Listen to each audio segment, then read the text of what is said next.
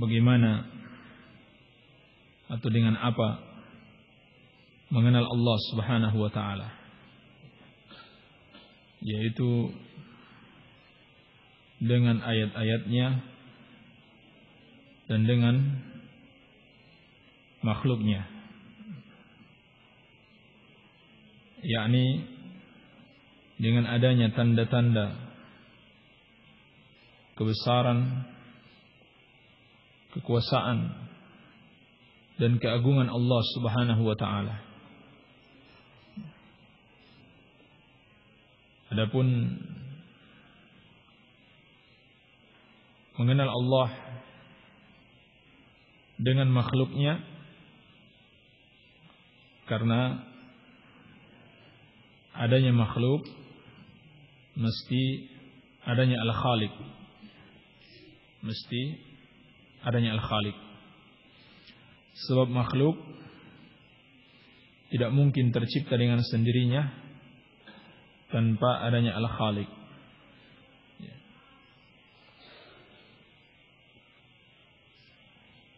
Andaikan seorang menyampaikan kepada kita tentang suatu bangunan yang megah dan indah, yang besar, mewah, lalu dia katakan bangunan ini tiba-tiba saja ada, bangunan ini tiba-tiba saja ada, tidak ada yang membuatnya, maka tentunya kita akan langsung mengingkari ucapan tersebut, dan kita anggap itu ucapan orang bodoh atau ucapan dusta. Maka penciptaan seluruh makhluk, langit dan bumi beserta segala isinya, itu lebih tidak mungkin lagi kalau dia terjadi dengan sendirinya. Mesti ada yang menciptakan. Iya. Namun di sini Syekh seakan-akan membedakan antara ayat dengan makhlukat. Padahal kalau kita perhatikan contoh yang beliau sebutkan, wa min ayatihi al-lailu wan-nahar wasyamsu wal-qamar, di antara ayat-ayatnya adalah malam dan siang, matahari dan bulan. Semuanya juga merupakan makhluk. Semuanya juga merupakan makhluk. Baik, apa faedah dari pembedahan ayat dan makhlukat? Man ya'rif? Paham pertanyaannya? Di sini Syekh mengatakan mengenal Allah dengan ayat-ayatnya dan dengan makhluknya. Jadi seakan-akan beliau membedakan, padahal hakikatnya sama. Ayat-ayat juga makhluk. Apa yang beliau maksudkan di sini? Man? Al-Faruq?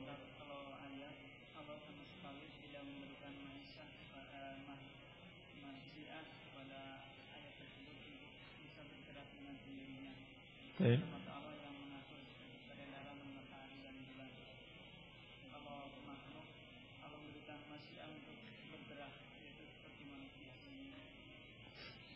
Baik, labas. Atau lebih tepatnya, yang beliau maksudkan dengan ayat adalah sesuatu yang bergerak, tidak diam. Sehingga penunjukannya terhadap keagungan, kebesaran Allah Subhanahu wa taala itu lebih sering kita saksikan. Atau seakan-akan kita diingatkan dengan perubahan-perubahan tersebut, dengan gerakan-gerakannya. Baik. Adapun as-samawatus sab'u wal araduna sab'u, itu dia diam, sehingga tidak seperti yang bergerak. Baik. Nuwasil insyaallah taala. Qala al-muallif rahimahullahu taala, war-rabb huwal ma'bud. Dan ar-rabb dialah ma'bud. Maksudnya huwal mustahiqqu lil ibadah. Rabb dialah seharusnya yang diibadahi. Ini konsekuensi dari iman terhadap rububiyah Allah Subhanahu wa taala. Dari pengetahuan kita bahwasannya rububiyah itu hanya milik Allah, maka sudah sepatutnya kita beribadah hanya kepada Allah Subhanahu wa taala. Iya. Karena dia Rabb, dialah yang pantas diibadahi, bukan selainnya. Dialah yang telah menciptakan kita, memberikan kita rizki, memberikan kemanfaatan dan menolak kemudaratan. Kepadanya tempat kita berlindung, kepadanya kita meminta dan berdoa, maka sudah sepatutnya kita beribadah kepada Allah Subhanahu wa taala saja. Karena termasuk kebodohan apabila kita beribadah kepada yang tidak bisa menciptakan suatu apapun. Tidak bisa pula mengabulkan doa apabila kita minta kepadanya. Tidak bisa memberikan kemanfaatan kepada kita. Tidak pula bisa menolak suatu kemudaratan. Ini jelas kebodohan dan juga kezaliman. Dan juga kezaliman. Sebab meletakkan sesuatu bukan pada tempatnya. Oleh karena itu, syirik adalah kezaliman yang paling besar. Karena beribadah bukan kepada yang berhak untuk diibadahi, yaitu Allah Subhanahu wa taala. Allah Subhanahu wa taala berfirman, "Inna syirka la zulmun azim." Sesungguhnya syirik itu adalah kezaliman yang besar. Dan juga Nabi sallallahu alaihi wasallam ditanya dalam hadis Bukhari dari Abdullah bin Mas'ud radhiyallahu taala anhu, beliau bertanya kepada Rasulullah sallallahu alaihi wasallam, "Ayyu dzambi a'zamu 'indallah?" Dosa apakah yang paling besar di sisi Allah? Maka Nabi sallallahu alaihi wasallam bersabda, "An taj'ala lillahi niddan wa huwa khalaqaka." Engkau jadikan sekutu atau tandingan bagi Allah Subhanahu wa taala padahal Dia yang menciptakanmu.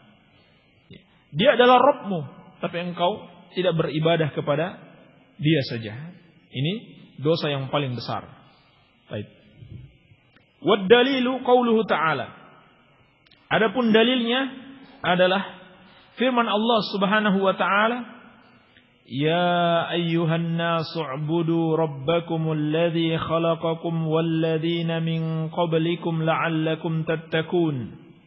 Alladzi ja'ala lakumul arda firasyan was samaa'a binaa'a wa anzala minas samaa'i maa'an fa akhraja bihi minas thamarati rizqan lakum fala taj'alu lillahi andadan wa antum ta'lamun." Surat Al-Baqarah ayat ke-21 dan 22. Allah Subhanahu wa taala berfirman, "Ya ayuhan nasu." Di sini Allah Subhanahu wa taala memanggil seluruh manusia. Seluruh manusia itu mencakup 3 golongan. Yang pertama, orang-orang yang beriman. Yang kedua, orang-orang kafir. Yang ketiga, kaum munafikin, orang-orang munafik. Walaupun hakikatnya cuma kembali kepada 2 golongan, muslim dan kafir. Hanya saja perlu dibedakan antara kafir yang nampak kekafirannya dan kafir yang tidak nampak kekafirannya, yaitu orang-orang munafik. Kenapa? Karena bahayanya orang munafik. Iya. Di sini Allah Subhanahu wa taala memanggil seluruh manusia. Dan ayat ini adalah awwalun nida fil Quran, fil mushaf. Ayat ini adalah panggilan pertama di dalam Al-Quran. Harfun nida yang pertama di dalam Al-Quran itu terdapat dalam surat Al-Baqarah ayat ke-21. Coba kita buka mushaf dari surat Al-Fatihah ayat pertama sampai ke-7. Kemudian masuk surat Al-Baqarah ayat ke-1 sampai ke-20, tidak ada harfun nida. Tidak ada yang namanya ya ayyuhalladzina amanu atau ya ayyuhan nasu. Ini ayat yang pertama. Allah memanggil seluruh manusia untuk diperintahkan mereka beribadah kepadanya saja. Ini dipanggil setelah menyebutkan karakter atau sifat-sifat 3 golongan. Ayat pertama surat Al-Baqarah Alif Lam Mim, lalu ayat kedua sampai ke-5 itu menjelaskan sifat-sifat orang yang beriman. Menjelaskan sifat-sifat orang-orang yang beriman. Kemudian ayat ke-6 dan ke-7, 2 ayat saja menjelaskan sifat orang kafir. Kemudian ayat 9, ayat ke-8 sampai 20, 13 ayat. Ayat ke-8 sampai 20 itu menjelaskan tentang sifat-sifat orang munafik. Orang mukmin cuma dijelaskan 4 ayat. Orang kafir 2 ayat, orang munafik 13 ayat. Dikatakan oleh para ulama, ini menunjukkan bahayanya kemunafikan. Lebih buruk dan lebih berbahaya dibanding orang kafir yang terang kekafirannya. Ini juga dalil kalau ada yang mengatakan, kenapa ahlus sunnah itu lebih sering membantah ahlul bid'ah dibanding membantah orang kafir? Baik, gimana jawabannya? Kenapa ahlus sunnah? Kalau kita perhatikan rudud para ulama semenjak dulu sampai saat ini, itu kebanyakan rudud terhadap Jahmiyah, rudud terhadap Mu'tazilah, rudud terhadap Khawarij, rudud terhadap Syiah. Itu lebih banyak dibanding rudud terhadap Nasrani atau Yahudi. Itu lebih banyak. Lalu mereka katakan, wah ahlus sunnah ini antek-antek Yahudi. Karena jarang berbicara tentang kesesatan Yahudi. Selalu berbicara tentang sesama muslim. Selalu membid'ahkan sesama muslim. Maka ini jawabannya. Karena ahlul bid'ah lebih berbahaya daripada orang-orang kafir yang jelas kekafirannya. Yahudi jelas kekafirannya, Nasrani jelas, terang bagi kita. Adapun ahlul bid'ah, dia mengatasnamakan Islam. Bahkan berdalil dengan Al-Quran dan As-Sunnah. Jadi bahayanya lebih besar. Bahayanya lebih besar sehingga lebih perlu untuk dibantah, disingkap. Disingkap kesesatan-kesesatan mereka agar umat Islam tidak tertipu. Nah di sini orang kafir cuma Allah sebutkan sifat mereka, dijelaskan sifat-sifat mereka, bahaya mereka dalam 2 ayat. Tapi orang munafik di dalam 13 ayat. Karena bahayanya orang-orang munafik tersebut. Baik. Lalu setelah disebutkan tentang sifat 3 golongan ini, maka Allah Subhanahu wa taala memanggil semuanya tanpa kecuali, ya ayyuhan nasu u'budu rabbakum. Beribadahlah kepada Rabb kalian. Beribadahlah di sini maksudnya adalah tauhidkan Allah Subhanahu wa taala. Seperti kata Ibnu Abbas radhiyallahu taala anhuma, kullu mawdhi'in fil Qur'an u'budullah fa ma'nahu wahidullah. Setiap tempat dalam Al-Qur'an yang di situ disebutkan u'budullah, sembahlah Allah, maka maksudnya adalah wahidullah, tauhidkan Allah Subhanahu wa taala di dalam ibadah. Jadi bukan sekedar beribadah kepada Allah, tetapi tauhidkan Allah Subhanahu wa taala. Baik. Di sini juga ada faedah. Kata para ulama, u'budu adalah fi'il amr pertama di dalam Al-Qur'an. Di dalam ayat ini harfun nida yang pertama, kemudian fi'il amr yang pertama. Kata perintah yang pertama. Perintah yang pertama dalam Al-Quran. Ya, kita perhatikan lagi dari surat Al-Fatihah, kemudian masuk surat Al-Baqarah sampai ayat ke-20, tidak ada satu perintah. Tidak ada satu perintah secara langsung. Ini perintah pertama dalam Al-Quran. U'budu rabbakum. Sembahlah Rabb kalian. Demikian pula fi'il pertama dalam Al-Quran. Apa fi'il pertama dalam Al-Quran? Dalam surat Al-Fatihah. Na'budu. Iyyaka na'budu wa iyyaka nasta'in. Kepadamu, hanya kepadamu kami beribadah dan hanya kepadamu kami mohon pertolongan. Ini semua. Ya.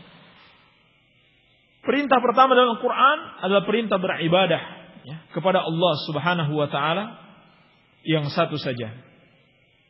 Alladzi khalaqakum walladzina min qablikum la'allakum tattaqun. Yang telah menciptakan kalian dan orang-orang sebelum kalian. Ya. Maka kalau dia yang menciptakan kalian, mestinya ibadah hanya kepadanya saja. Mestinya ibadah itu hanya kepadanya saja, ya, bukan kepada selainnya. Iya. Dan Allah Subhanahu wa taala yang menciptakan seluruh makhluk. Ya. Di antara bantahan logika kepada orang-orang yang menyembah syaitan, ya, atau menyembah patung-patung,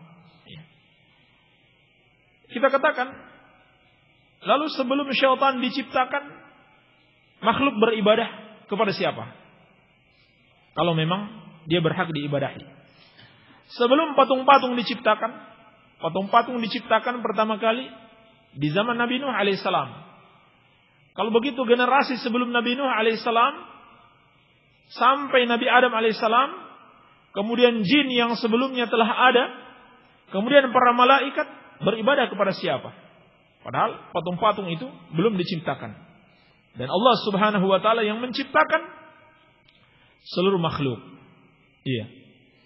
Maka sudah sepatutnya dialah yang diibadahi. La'allakum tattaqun, agar kalian bertakwa. Makna takwa dari kata waqa yaqi wiqayatan. Artinya adalah perisai. Sehingga makna takwa an taj'ala bainaka wa baina 'adzabillahi wiqayatan. Engkau jadikan antara dirimu dengan azab Allah sebuah perisai. Apa itu? Bimtisali awamirih wajtinabi nawahihi. Dengan melaksanakan perintah-perintah Allah dan menjauhi larangan-larangan Allah Subhanahu wa taala. Jadi Allah perintahkan kalian untuk beribadah karena Dia yang menciptakan kalian dan menciptakan generasi sebelum kalian agar kalian selamat dari azab Allah Subhanahu wa taala. Kemudian Allah mengingatkan lagi tentang nikmat-nikmat yang Dia jadikan bagi kalian. Alladzi ja'ala lakumul arda firasya. Dialah yang telah menjadikan bumi ini sebagai hamparan untuk kalian, yakni untuk kalian hidup di atasnya. Was-samaa'a binaan. Demikian pula Allah jadikan langit ini sebagai bangunan di atasnya, yakni sebagai atapnya, sebagai atap untuk kalian. Wa anzala minas samaa'i ma'an. Lalu Allah Subhanahu wa taala menurunkan kepada kalian dari langit itu air. fa akhraja bihi minas samarati rizqan lakum. Lalu Allah Subhanahu wa taala mengeluarkan dengan air tersebut berbagai macam buah-buahan sebagai rizki bagi kalian. Dan subhanallah, nikmat Allah Subhanahu wa taala begitu besar, ya. Segala sesuatu yang kita perlukan untuk bisa hidup di dunia ini, ya, untuk bisa hidup jasad kita di dunia ini telah Allah berikan. Demikian pula Allah Subhanahu wa taala menurunkan wahyu untuk menghidupkan ruh kita, menghidupkan hati kita. Jangan menjadi hati yang mati, yang tidak bisa mengingat Allah Subhanahu wa taala. Iya. Kalau kalian telah merasakan nikmatnya rizki untuk menghidupkan jasad kalian, mestinya kalian mengikuti wahyu yang Allah turunkan untuk menghidupkan hati kalian, menghidupkan ruh kalian dengan iman dan takwa kepada Allah Subhanahu wa taala. Maka fala taj'alu lillahi andada wa antum ta'lamun. Janganlah kalian menjadikan bagi Allah tandingan-tandingan atau sekutu-sekutu padahal kalian mengetahuinya. Ini juga larangan pertama di dalam Al-Quran. Larangan syirik. Jadi perintah pertama dalam Al-Quran, perintah untuk mentauhidkan Allah Subhanahu wa ta'ala. Sebaliknya, larangan pertama dalam Al-Quran adalah larangan menyekutukan Allah Subhanahu wa ta'ala. Dan kita dapati dalam banyak ayat, ketika Allah Subhanahu wa ta'ala melarang dari suatu perkara atau dari beberapa perkara, itu selalu dimulai dengan larangan perbuatan syirik. Seperti firman Allah Subhanahu wa ta'ala, wa qada rabbuka alla ta'budu illa iyyah wa bil walidaini ihsanan. Dan Allah telah menetapkan kalian tidak boleh beribadah kecuali kepadanya dan hendaklah berbuat baik kepada kedua orang tua. Di sini Allah perintahkan dua hal dan dimulai dengan perintah untuk beribadah kepadanya. Iya. Demikian pula dalam banyak ayat, perintah-perintah dan larangan-larangan itu selalu dimulai dengan perintah untuk mentauhidkan Allah dan larangan menyekutukan Allah Subhanahu wa taala. Demikian pula Nabi sallallahu alaihi wasallam di dalam hadis-hadis beliau, kalau beliau ingin menjelaskan berbagai macam dosa-dosa besar dan larangan-larangan Allah Subhanahu wa taala, selalu dimulai dengan larangan kesyirikan. Seperti hadis ijtanibus sab'al mubiqat, jauhilah 7 perkara yang membinasakan. Itu dimulai dengan asyirku billahi wa sihru wa qatlun nafsil lati harramallahu illa bil haqq wa aklur riba wa aklu malil yatim wa tawali yawmaz zahfi wa qadful muhsanatil mu'minatil ghafilat, dan seterusnya. Dimulai dari syirik kepada Allah Subhanahu wa taala. Demikian pula Nabi sallallahu alaihi wasallam ketika mengingatkan, ala unabbiukum bi akbaril kabair, al-isyraku billah wa uququl walidain. Banyak lagi, ya. Hadis-hadis tentang larangan-larangan itu dimulai dengan larangan menyekutukan Allah Subhanahu wa taala. Maka larangan menyekutukan Allah adalah larangan pertama di dalam mushaf Al-Qur'anul Karim, menunjukkan betapa besarnya dosa ini. Qala Ibnu Katsir rahimahullahu taala, berkata Al-Imam Ibnu Katsir, beliau adalah Abul Fida Ismail bin Umar Al-Qurashi, Ismail bin Umar Al-Qurashi Ad-Dimashqi, meninggal pada tahun 774 Hijriah, ya, sahibu tafsir ma'ruf. Al-Imam Ibnu Katsir sahibu tafsir Ibnu Katsir dan sahibu tarikh, ya, pemilik kitab tarikh yang sangat terkenal, yaitu Tarikh Al-Bidayah wan Nihayah, ya. Kitab sejarah dari awal bumi sampai akhir, sampai kiamat. Al-Bidayah wan Nihayah. Baik. Beliau mengatakan di dalam tafsirnya, al-khaliqu li hadhihi al-asya' huwa al-mustahiqu lil ibadah. Pencipta segala sesuatunya ini, dialah yang berhak untuk diibadahi, ya.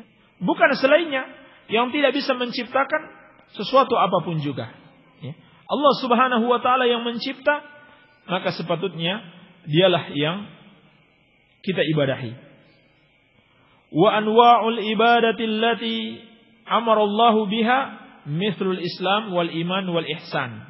Jadi sampai di sini beliau telah menjelaskan kepada kita tentang rububiyah Allah Subhanahu wa taala dan uluhiyah Allah Subhanahu wa taala. Bahwasannya rububiyah itu hanya milik Allah, demikian pula uluhiyah itu hanya boleh dipersembahkan kepada Allah Subhanahu wa taala. Lalu apa saja bentuk ibadah tersebut? Kata beliau rahimahullah, adapun jenis-jenis ibadah atau macam-macam ibadah yang Allah perintahkan kita untuk mengamalkannya seperti Islam, iman dan ihsan. Insyaallah taala akan datang penjabaran lebih detail apa yang dimaksud dengan Islam, apa yang dimaksud dengan iman dan apa yang dimaksud dengan ihsan dalam pembahasan maratibuddin, ya, tingkatan-tingkatan ad-din akan datang pada babnya.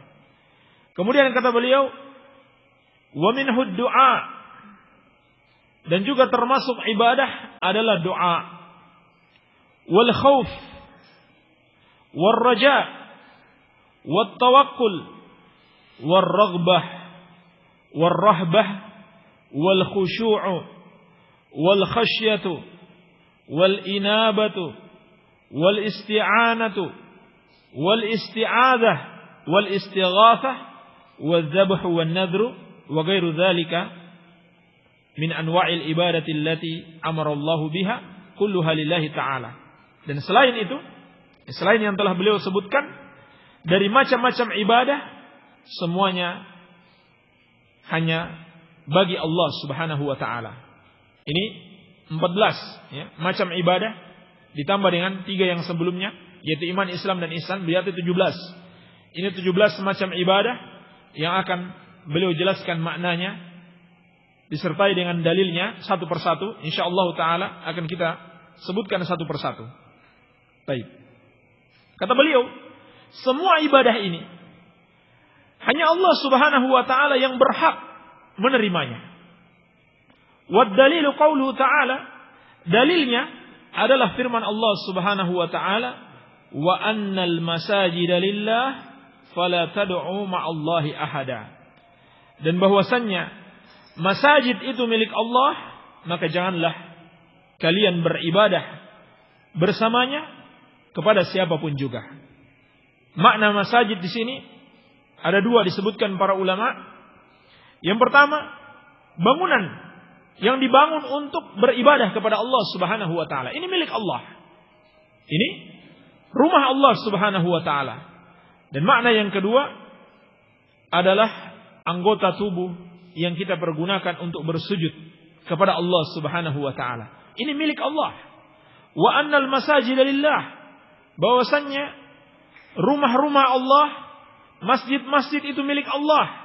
Demikian pula anggota tubuh yang kalian gunakan untuk bersujud itu juga milik Allah. Maka janganlah kalian beribadah kepada selain Allah bersamaan dengan kalian beribadah kepada Allah Subhanahu wa taala. Surat Al-Jin ayat ke-18. Faman sarafa minha syai'an li ghairillah fahuwa musyrikun kafirun. Maka barang siapa yang memalingkan sesuatu, apapun dari ibadah-ibadah ini kepada selain Allah, maka dia adalah seorang musyrik kafir. Seorang musyrik kafir.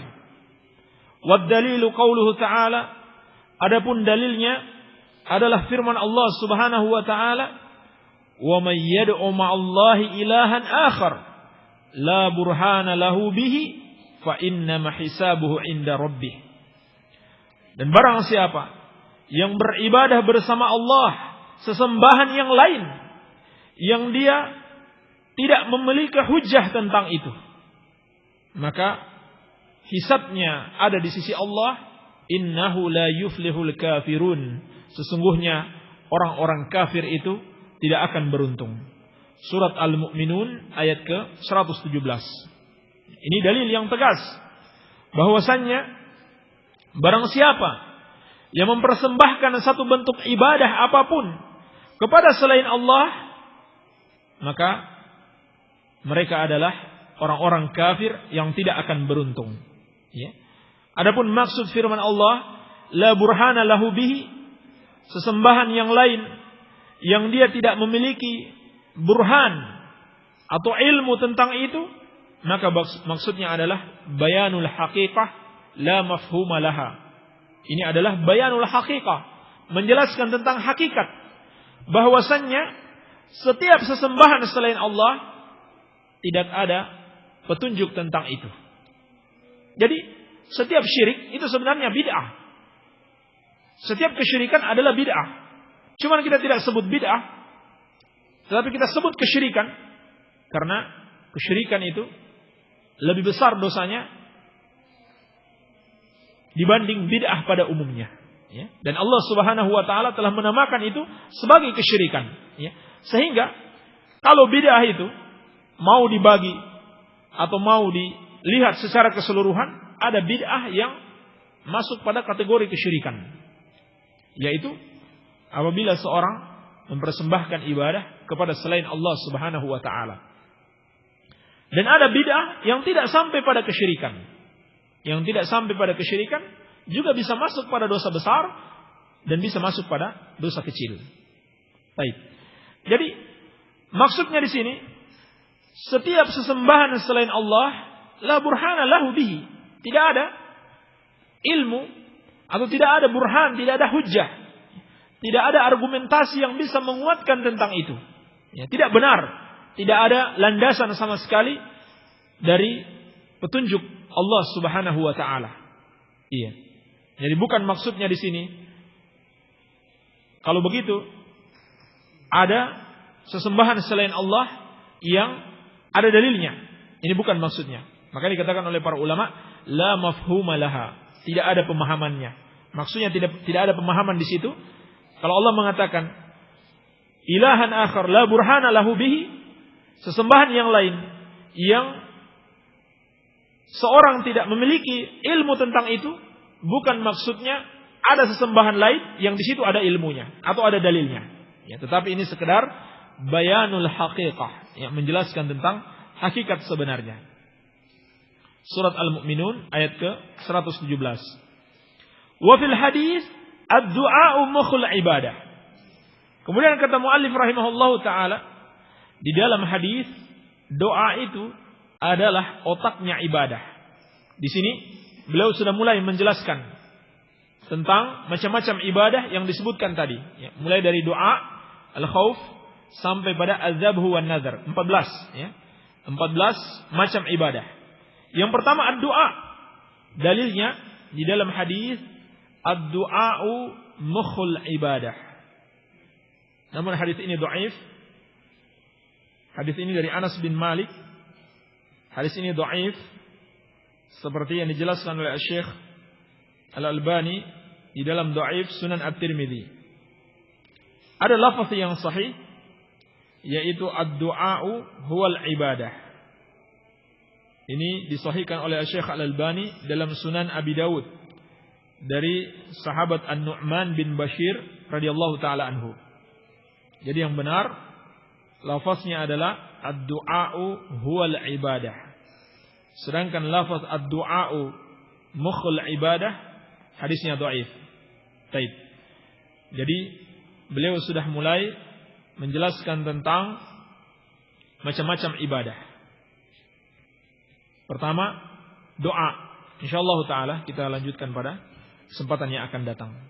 Subhanaka Allahumma wa bihamdika asyhadu an la ilaha illa anta astaghfiruka wa atubu ilaik. Wa sallallahu ala nabiyyina Muhammadin wa alihi wasallam. Wa akhiru da'wana anil hamdulillahi rabbil alamin.